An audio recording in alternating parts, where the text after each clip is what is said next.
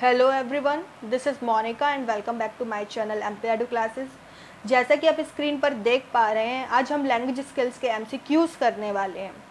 अगर आपने मेरा लास्ट वीडियो नहीं देखा है लैंग्वेज स्किल का, तो आप प्लीज़ उसको एक बार देख लें, जिससे आपके सारे डाउट्स इजीली क्लियर हो जाएंगे और आपका कोई भी क्वेश्चन गलत नहीं होगा। चलिए हम स्टार्ट करते हैं अपने टॉपिक को, language skills MCQs.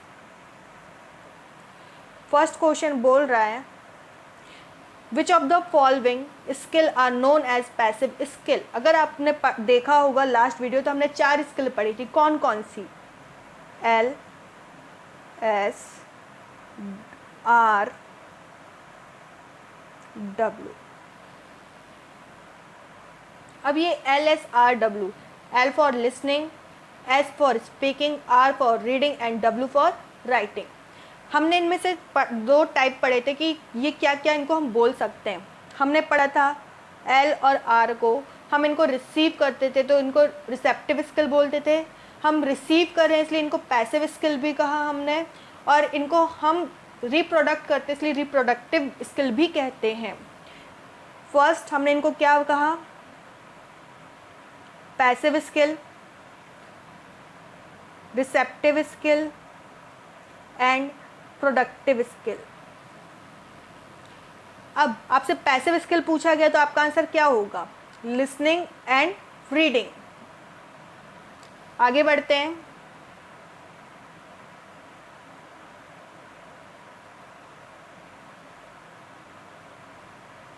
Under which activity do recognise sound and deducing meaning from them come. मतलब आपसे पूछ रहा है आप कैसे रिकॉग्नाइज करते हैं साउंड को और डिड्यूस करते हैं मीनिंग को, सुनकर, बोलकर, लिखकर या पढ़कर। अगर आप जब तक सुनेंगे नहीं तो आपको समझ में नहीं आएगा उसका साउंड कैसा है, तो आप रिकॉग्नाइज कर पाएंगे क्या? नहीं। अगर आप सुनेंगे नहीं तो आप उसका मीनिंग कैसे डिड्यूस करेंगे? तो इसका आंसर क्या होना चाहिए? इसका आंसर होना चाहिए लिसनिंग।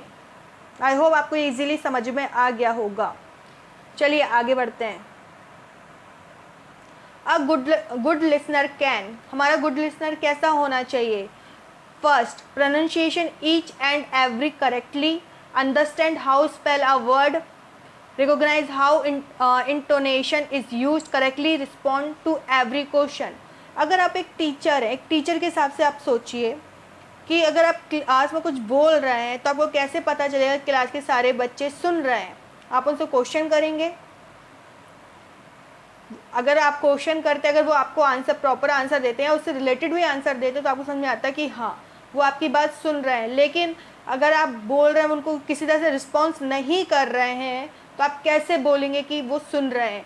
तो यही हमारा आंसर होगा। अब हमें अपना आंसर इसमें से नोट करना है कि कौन सा करेक्ट है। First, pronunciation each and every word correctly. Pronunciation से क्या होगा? उसको सुनने की बात हो रही, बोलने की बात हो ही नहीं रही, यहाँ पे स्पीक की बात हो रही है, तो ये क्या हो गया? गलत हो गया। Second, understand how spell a word. अगर उसने रटा होगा तो उसको वैसे ही बन जाएगा, ये भी गलत। Recognise how intonation is used. वो इंटोनेशन का मतलब होता है जो आपकी आवाज़ में उतार चढ़ाव होता है, वो होता है। तो अगर हम कोई गाने, हमें वर्ड्स याद नहीं रहते हमें, पर गाने की धुन याद रहती है। हम बचपन में पहाड़े पढ़ते थे तो हमें उसकी धुन पता रहती, लेकिन वर्ड्स भूल जाते थे, तो वो मैटर नहीं करता। तो हमारा आंसर ये भी नहीं होगा। Correctly respond to every question, मैंने अभी बोला, अगर हम किसी से को कुछ बातें बताते हैं तो हम उम्मीद करते हैं कि सामने वाला उससे रिलेटेड आंसर हमको दे, तो हमारा आंसर क्या होगा? ऑप्शन नंबर 4 होगा। Next question, in order to know the correct pronunciation of English word the learner should। इसमें बोल रहा है कि जो करेक्ट प्रोनाउंसिएशन है इंग्लिश वर्ड का, लर्नर क्या करते हैं? पहला बोल रहा है know how to write the word. Learner की बात हो रही है, तो यहाँ पे तो लिखने की बात हो गई, राइट की बात हो रही, तो आंसर ये नहीं होगा। Know how spell, meaning and how they pronounced, इस पर हम बाद में बात करेंगे। नो द मीनिंग ओनली, तो ये ओनली अगर आपको दिख जाता है तो आपका आंसर वही गलत हो जाता है, क्योंकि ये निगेटिव सेंस की बात करता है, क्योंकि ये सब चीज़ों को बांधने की बात करता है। तो अगर वो आंसर सही भी होगा, अगर ओनली लग जाता है तो वो गलत हो जाता है। और नो द स्पेलिंग, सिर्फ स्पेलिंग जानकर क्या होगा, तो ये भी गलत। तो इसका आंसर होगा B, know how spelling, meaning and how they are pronounced. I hope आपको ये पॉइंट समझ में आया होगा। नेक्स्ट क्वेश्चन पर बढ़ते हैं हम। लिसनिंग कॉम्प्रिहेंशन इज, कॉम्प्रिहेंशन का मतलब होता है अंडरस्टैंड। अब आप सुन रहे हैं उसको कैसे अंडरस्टैंड करेंगे, मतलब आपसे ये स्किल का टाइप पूछ रहा है। मैंने आपको पहले ही क्वेश्चन में बता दिया हम लिसनिंग कैसी है, रिसेप्टिव है क्योंकि हम रिसीव कर रहे हैं, पैसिव है और रिप्रोडक्टिव है। तो इसमें रिप्रोडक्टिव आपको नहीं दिख रहा है, प्रोडक्टिव तो है ही नहीं, गलत। हेयरिंग ऑप्शन में था ही नहीं, गलत। क्रिएटिव था ही नहीं, सिर्फ क्या था, रिसेप्टिव था आपका। आई होप ये पॉइंट अच्छे से समझ में आया होगा। Next, a primary teacher should introduce reading through. देखिए आपको थर्ड ऑप्शन में पहले मेरे को नजर गई है ओनली में, तो यह पहले से ही गलत। अब ये बोल रहा है प्राइमरी टीचर है वो इंट्रोड्यूस करता है रीडिंग को किसके थ्रू। अब छोटा सा बच्चा है, क्या वो फोनिक पे इतना ध्यान देगा, तो ये गलत। स्टोरी अकेले से काम चल जाएगा, हम बताएंगे वो सुनता रहेगा, बैठा रहेगा, देखता रहेगा, कोई एक्टिविटी नहीं करेगा, गलत। पिक्चर बुक्स, मतलब अगर हम उसको पिक्चर बुक्स के थ्रू समझाएंगे तो उसको समझ में आएगा ये पुलिस है, ये चोर है, ये यहाँ पे गार्डनिंग हो रही है, इस तरह से जो स्टोरीज होती हैं उसको समझ में आएगा। तो आपको इसका आंसर क्या लगाना है, पिक्चर बुक। चलिए अगले क्वेश्चन पे बढ़ते हैं। Speaking skill can be best developed by enable the learners to. जो स्पीकिंग स्किल है वो बेस्ट डेवलप्ड होती हैं जो लर्नर्स होते हैं उनमें, किसके थ्रू। आपके ऑप्शन है avoid all error while speaking. अगर हम जो गलतियां अगर उसी को अवॉइड कर देंगे तो फिर बच्चा सीखेगा क्या, तो पहला आंसर गलत। Second, read challenges and difficult text, तो इजी टेक्स्ट कहाँ जाएंगे, गलत।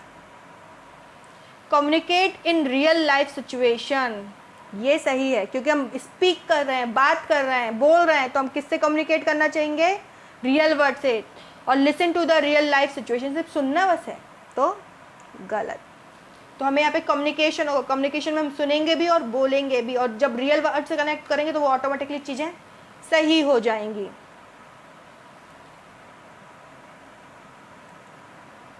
Eight class second, sharing story, familiar experience and interest, employing gesture where appropriate in sub skill of function, किसकी होती हैं। At class sharing stories familiar experience interest, ये किसकी होती हैं, जब क्लास में शेयर करते हैं स्टोरीज को, तो ये होगा स्पीकिंग का, किसका, स्पीकिंग। अब आपका क्वेश्चन आता है writing is a blank not a blank. Writing एक प्रोसेस होगी, ये तो क्लियर है, तो आपका ऑप्शन जाएगा बी या सी में से। पर क्या नहीं, फॉर्मेशन नहीं है कि प्रोडक्ट नहीं है, तो इसका आंसर आएगा प्रोडक्ट नहीं है writing.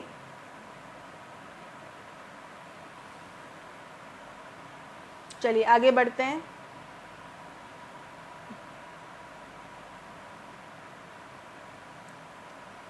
Student needs to brainstorm, जब भी मैंने बताया था, अगर आपने लास्ट पढ़ा होगा उसका कल का वीडियो तो देखा होगा, मैंने बताया था ब्रेनस्टॉर्म ये जो होता है किससे रिलेटेड होता है, आइडिया किससे रिलेटेड होता है, ऑर्गेनाइज वर्ड्स किससे होता है, ड्राफ्ट किससे होता है, एडिट किससे होता है रिलेटेड, ये सब होते हैं। आपको बिना सोचे समझे लगा देना है राइटिंग स्किल।